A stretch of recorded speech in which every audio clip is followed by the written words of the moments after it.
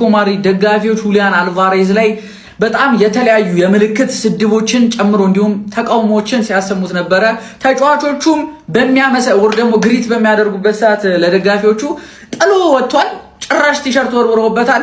ፍሪ ሁሊያን አልቫሬዝ ጋይስ፣ በእውነት በእንደዚህ አይነት ሁኔታ እሱም ለአትሌቲኮ አይጠቅምም፣ አትሌቲኮም ለሁሊያን አልቫሬዝ አይጠቅምም። ሁለቱም እየተጎዳዱበት ያለው ሲቹዌሽን ነው። ኢቭን መረጃዎች እንደጠቆሙት ከሆነ ዛሬ የአትሌቲኮ ማድሪድ ሲኢኦ ጋይስ ግዴታ ሁሊያን አልቫሬዝን ስኳድ ውስጥ መክተት አለብህ ብሎት ነው ዲየጎ ሲሞኔን እንዲጫወት ያደረገው ሲሞኔ እንጂ ሁሊያን አልቫሬዝም እንዲሁም ደግሞ ሲሞኔም እንዲጫወት አልፈለጉም ነበር። እዚህ ስኳድ ላይ ማስገባት አልፈለግም ነበር ሲሞኔም። በጣም የሚያሳዝን ሁኔታ ነው። በዚህ ሳምንት እንግዲህ የአልቫሬዝ ጉዳይ የሚፈታ ይመስለኛል ጋይስ። ትረስት ሚ አርሰናል ይመጣል። አትሌቲኮ ማድሪዶች በጁሊያን አልቫሬዝ ዝውውር ጉዳይ አስቸኳይ ስብሰባ ማጥራታቸው ተሰምቷል። ከጥቂት ሰዓታት በፊት የተጠራው ስብሰባ የዲየጎ ሲሞኔ የክለቡ ፕሬዝዳንት ጊልና የክለቡ ስፖርቲንግ ዳይሬክተር በጋራ ሆነው የሚነጋገሩበት እንደሆነ ታውቋል። በጁሊያን አልቫሬዝ መጻኢ ዝውውር ጉዳይ ላለመወሰንም የታሰበ አስቸኳይ ስብሰባ ነው ተብሏል። ትናንት አትሌቲኮ ማድሪድ ከቪያሪያል በነበራቸው ጨዋታ ላይ ተቀያሪ ወንበር ላይ የነበረው ጁሊያን አልቫሬዝ ከደጋፊዎች እጅግ ከፍተኛ ተቃውሞ ገጥሞታል። ተቀይሮ ሲገባም በተመሳሳይ በዚህ ጁሊያን አልቫሬዝ ሲያለቅስ አንገቱን ሲደፋ በኋላ ላይም ከተጫዋቾቹ ተነጥሎ ብቻውን ወደ መልበሻ ክፍል ሲገባ ተመልክተነዋል። እናም የጁሊያን አልቫሬዝ እና የአትሌቲኮ ማድሪድ መለያየት አይቀሬ ይመስላል። ሰሞኑን በአርሰናል በመገኘት ለንደን አካባቢ ማለት ነው በለንደን ከአንድሪያ ቤርታ ጋር ውይይት ያደረጉት የአትሌቲኮ ማድሪዱ ስፖርቲንግ ዳይሬክተር ዛሬ በኢመርጀንሲ ሚቲንግ ወይም በአስቸኳይ ስብሰባ ላይ ሐሳቡን እንደሚገልጹ ይጠበቃሉ። አርሰናል 128 ሚሊዮን ፓውንድ ወይም 150 ሚሊዮን ዩሮ ለተጫዋቹ ዝውውር እንዲያቀርብ ተጠይቀዋል። መድፈኞቹ አርሰናሎች ይህንን በማድረግ የክረምቱ የዝውውር መስኮቱን ትልቁን ዝውውር ሊያደርጉት ይችላል ወይ የሚጠበቅ ይሆናል። አንድ ሳምንት ብቻ የቀረው የዝውውር መስኮት አስገራሚ ነገሮችን ሊያሳዩ እንደሚችሉ እየተጠበቀና እየተነገረ ይገኛል። አርሰናል አሁንም ጁሊያን አልቫሬዝ ላይ አይኑን እንዳሳረፈ ይገኛል። ተጫዋቹ ግን ባርሴሎና እያለ ይገኛል። ነገር ግን ትናንት ያጋጠመውን ተቃውሞ ተከትሎ በምንም አይነት መንገድ ከአትሌቲኮ ማድሪድ መውጣት እንደሚፈልግ የመረጃ ምንጮች እየጠቆሙ ይገኛሉ። ምን ሊሆን ይችላል መጨረሻው? እስኪ ገምቱ። ጁሊያን አልቫሬዝ ወደ አርሰናል፣ ወደ ባርሴሎና ወይስ በአትሌቲኮ ማድሪድ ይቆያል? ምን ይመስላችኋል የመጨረሻው ሁኔታ? ሐሳብ ስጡበት። የፕላስ ምልክቱ በመጫን ፎሎ ያርጉ። ይህ ትርታስቢ ስፖርት ነው። የመቻች ቻምፕ ሰበር መረጃ አለኝ። ጎፒ ሊንክ እያደረግ ለሁሉም አዳርስልኝ። ጁሊያን አልቫሬዝን ልናመጣው ነው። እኛ ፈልገነው እንዳይመስል አባቴ፣ እኛ እንደዚህ ለሚላጥብን ሰው ምናምን አንፈልግም። ነፃ ልናወጣው ብለን ነው። ገባር ዛሬ አትሌቲኮ ጨዋታን ካየው ወይኔ አትሌቲኮች ልጅ ሰበሩት። እንደዚህ ቃ አድርገው ነው የሰበሩት። ገባር መጫወት ግዴታ እንዳለበት ስለሚያውቅ ተቀይሮ ገብቶ ተጫወተ። ባርሴሎና በምንም ተአምር አትሄድም ብሎ በግልጽ ነገሩት። ስለዛ ምን አማራጭ አለ? ገባር እጁን ወደ ፈጣሪ መዘርጋት ገባር ለሽዛውን ደግሞ ምድር ላይ ገባ ከፈጣሪ በታች ምድር ላይ ያለው የእግር ኳስ ፈጣሪ ቻምፕ ነው። ተረዳኛለህ? ስለዛ ይሄ ልጅ ነፃ ልናወጣው ነው። ነፃ ውጪ ግን ባኛ እኮ ለሰው ደራሽ ነው። ገባሽ አይደል? ስለዛ ነው ጁሊያን አልቫሬዝ እስካሁን ድረስ ካያችሁ እኔ ቪዲዮ አልሰራሁበትም ነበር። ከቪክተር ዮኬሬስ ጋር እንቀያየር እያሉ ነው። ምን ትላለህ ቻምፕ ብዬ ጠየቁኝ። የዛሬ 3 ወር ከዛ በኋላ ምንም ቪዲዮ አልሰራው። ተረዳኛል? ለምን ሪሊስቲክ ስላልሆነ ብዬ ከዛ በኋላ ትናንት ደግሞ አቦ ፍቱን ድኛ ባልፈለግነው ተጫዋች አታስጨንቁን ፍቱን ብዬ ነበር። አሁን ተመልሼ መጣሁልህ። ይሄን ልጅ ነፃ ልናወጣው ነው። በብር እየገረፍ ነው። በብር እሱን በብር እየገረፍ ነው። አትሌቲኮን ደግሞ ሽጉጥ አስደቀነን ገባር ሌኒ ዩሮን እንዳመጣሽ ነው አርገ እናመጣዋለን በግድ ገባር። ከዛ ፈገግ ብለሽ ትጮቻለሽ። ያለ በለዛ ነው እያለቀሽ እያጫወትሽ ቆይ እያለቀሽም መጫወትሽ አይቀርም እኮ እንዴ። አንተ እኔን እንደቀደ ቼልሲ ልታወኝ በዚህ ዓመት መጥፎ ተጫዋች አልሸጠም ብዬ ላመሰግን ስል ምገዛው ተጫዋች ላይ ካዛ ላይ ኢንቨስትን ፈሰስ አድርገው ነው የጠፍቶ ነው ቼልሲ። እኔ የሆነ ተጫዋች እየፈለኩ ምን ሆነብኝ ብዬ ነበረ። የኔ ምቀኛዬ ተጣብቀኸኝ ወይ አልተወለድ። አሁን ደግሞ የአልቫሬዝ ዝውውር ላይ ገባ።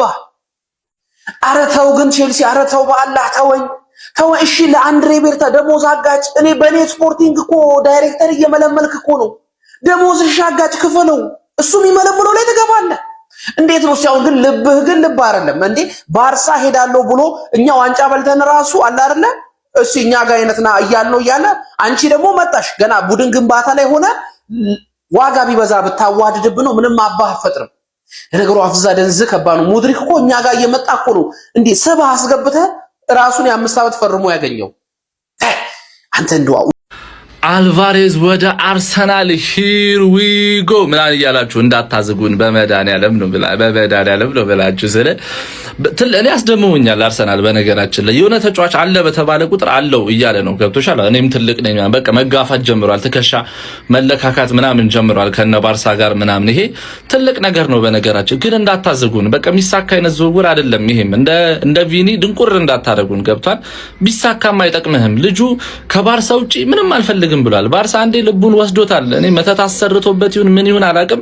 ልቡ ባርሳ ነው። ብታስፈርመው የሚቀጥለው ዓመት ለባርሳ ነው የምትሸጡት ወይ አትርፎ ገዝቶ አትርፎ ለመሸጥ ካልሆነ በስተቀር አይሆንም። ልቡ ባርሳ ነው። ልጅ አትሌቲኮች በቃ ልቀቁት። እላህ አትጋቡ፣ ትከስራላችሁ። አልወጣም ከባርሳ ውጪ አልለቅም አልሄድም ካለ በሚቀጥለው ዓመት በነፃ ትሸጧለህ ወይ ደግሞ ቀንሰህ ትሸጠዋለህ። እና እልህ መጋባት አይሆንም እልላችሁ ነው። እስቲ ስለዚህ ዙር ምን ሐሳባላችሁ? ይመቻችሁ። ስለ ሁሊያን አልቫሬዝ ምን ታስባላችሁ? ወደ ክለባችን ቢመጣ ወይስ ባይመጣ ሐሳባችሁን ኮሜንት ሴክሽን ላይ አስቀምጡልኝ። ፋብሪዚዮ ሮማኖ አሁን ላይ ባጋራን መረጃ መሰረት አርሰናል አሁንም የሁሊያን አልቫሬዝን ሁኔታ በቅርበት እየተከታተሉት ይገኛሉ። ከአትሌቲኮ ማድሪድ ጋር ከስምምነት እንደሚደርሱ ያምናሉ። ነገር ግን አርሰናል ተጫዋቹን ለማስፈረም የዝውውር ጥያቄ የሚያቀርበው ተጫዋቹ ወደ ክለባችን ለመምጣት ፈቃደኛ ከሆነ ብቻ ነው። የሁሊያን አልቫሬዝ ውሳኔ ለዝውውሩ መሳካት እጅግ በጣም ወሳኝ ነው። ነገር ግን እስካሁን ድረስ ሁሊያን አልቫሬዝ መሄድ የሚፈልገው ወደ ባርሴሎና እንደሆነ የፋብሪዚዮ ሮማኖ መረጃ ሳይዝ አርሰናል የሁሊያን አልቫሬዝ ዝውውር የማይሳካለት ከሆነ እንደ አማራጭ የያዛቸው ተጫዋቾች አሉ። እንደነ ኢሊማኒ እንዲያነ ተጫዋቾች እንደ አማራጭ ተይዟል። እነሱን በሌላ ቪዲዮ የምንመለከታቸው ይሆናል። ስለ ሁሊያን አልቫሬዝ ዝውውር ግን ያላችሁን ሀሳብ ኮሜንት ሴክሽን ላይ አስቀምጡልኝ። አርሰናል ቀን ወጣለት ወያላው ቀን ወጣለት ደግሞ ለሁሊያን አልቫሬዝ ዝውውር እስከ 150 ሚሊዮን ለመደብ ዝግጁ እንደሆነ ዴቪድ ኦርንስቴን ገልጿል። ያኔ ቪኒሲየስ ጁኒየርን ሲጠይቁ ለተጫዋች ከፍተኛ ገንዘብ ለማውጣት ዝግጁ እንደሆኑ፣ ነገር ግን ያ ተጫዋች ትክክለኛ እና የሚያምኑበት ከሆነ ለገንዘብ ወዳላ እንደማይሉ ዴቪድ ኦርንስቴን አስታውቋል ማለት ነው። ይሄኔ ማቆ አርሰናል አይደለም ማለት ነው። በቃ አርሰናል ቀስ በቀስ የትልቅ ክለቦች ሜንታሊቲ እየያዘ ነው። እንግዲህ የሁሊያን አልቫሬዝ ዝውውር እስካሁን እንግዲህ ተቆላልፎ ነው የሚገኘው። ወደ ባርሳ ይሄዳል አይደል የሚለው አይታወቅም። አትሌቲኮ አልሸጥ ብሎ ክትር ብሎ ቁጭ ብሏል። ከአትሌቲኮ ደጋፊዎች ጋር ባለው ነገር ሲታይ ደግሞ እዛም ይቆይ አይመስልም። ብቻ እስቲ የአርሴ ደጋፊዎች ምን ትላላችሁ? 150 ሚሊዮን ይበዛበታል ወይስ ይገባዋል?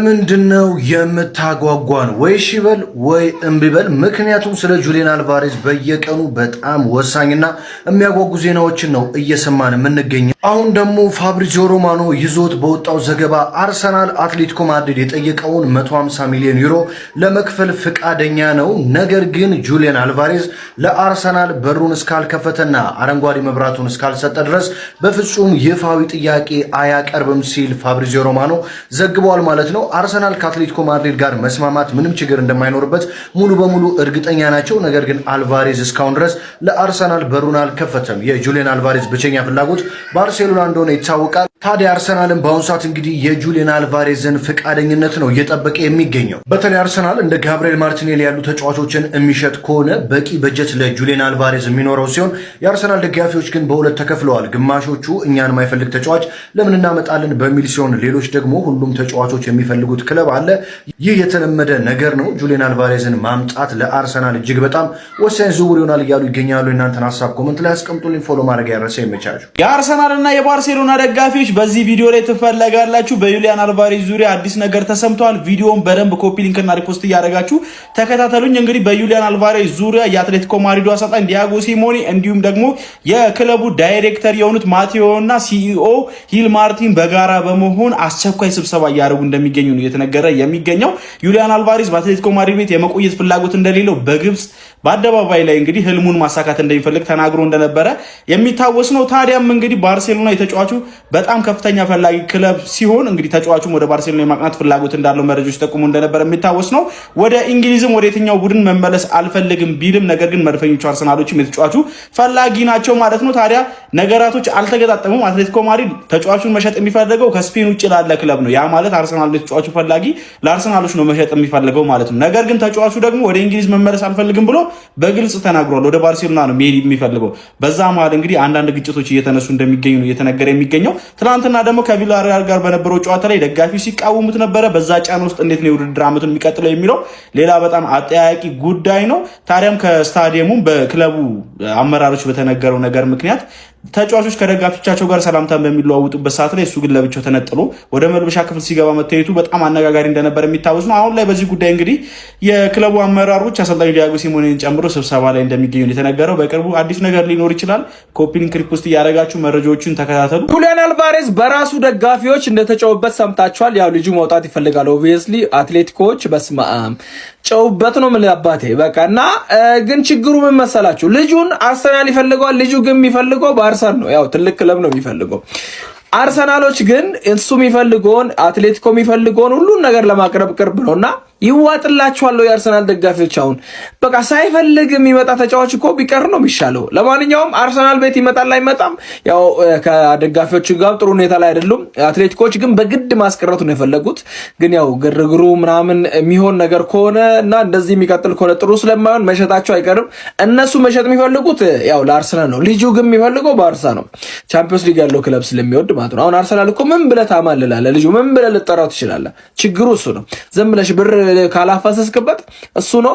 ለማንኛውም ሐሳቡን ቀይሮ ወደ እንግሊዝ ይመለሳል እናያለን። ያው ሲቲም መግጠም ስለማይፈልግ ሪስፔክት ስለሚያደርግም ሊሆን ይችላል። ግን አልቫሬዝ የሚመጣ ከሆነ ወይ አርሰናል ነው ወይ ደግሞ ያው አስገድዶ ባርሳ የሚሄድ ከሆነ አብረን እናያለን። ግን የአልቫሬዝ ዝውውር እርግጠኛ ነኝ ዝውውር መስኮቱ ሳይዘጋ የሆነ ቦታ ሊሄድ ይችላልና አርሰናሎች ምን ተሰማቸዋል? እስቲ አዳዲስ የዝውውር መረጃዎችን ይዤ መጥቻለሁ። ፎሎ እያደረጋችሁ ተከታተሉኝ ወገንታት። ጁሊያን አልቫሬዝ አርሰናልን ለመቀላቀል በሩን ክፍት ካደረገ አርሰናሎች ለአትሌቲኮ ማድሪድ የዝውውር ጥያቄ ለማቅረብ ተዘጋጅተዋል ይለናል ፋብሪዚዮ ሮማኖ። ከዛ በኋላ ደግሞ ዴቪድ ኦርኔስተን እንደምታዩት ጁሊያን አልቫሬዝ ከባርሳ ውጭ ወደ ውጭ የሚለውን ሀሳቡን ሰሞኑን ለቀቅ እያደረገ ይገኛል ብሏል ዴቪድ ኦርኔስተን። ከዚህም በላይ ግን ተጨማሪ የሆነ ፈቃደኝነቱን ማሳየት አለበት አርሰናሎች ገፍተው እንዲሄዱበት ብሏል ዴቪድ ኦርኔስተን። መጨረሻውንም እና ይሆናል። እንደ ጀራርድ ሮሜሮ ዘገባ አርሰናል ሁሊያን አልቫሬዝን የሚያስፈርም ከሆነ ባርሴሎናዎች ቪክተር ዮኬሬሽን ይወስዳሉ ብሎ ነበር። ከዛ በኋላ አሁን ዴቪድ ኦርኔስተን አትሌቲክስ ላይ እንዳለው ባርሴሎናዎች ቪክተር ዮኬሬሽ ላይ እምብዛም ፍላጎት እንደሌላቸው ዘግቧል።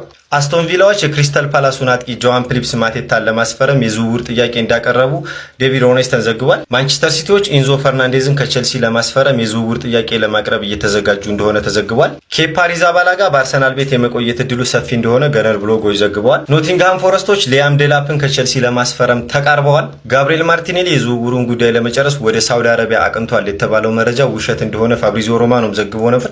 ከዛ በኋላ እንግዲህ ዛሬ አርሰናል የልምምድ ማዕከል ተገኝቶ ልምምዱን እንዳደረገም ፎቶዎች ወጥተዋል። ያው የዝውውሩ ጉዳይ ሊጠናቀቅ ከጫፍ እንደደረሰ ይታወቃል። የግል ጉዳዮች ምናምንና ትንሽ ነገሮች ናቸው የቀሩት። ያው ፋይናሊ መሄዱ አይቀርም።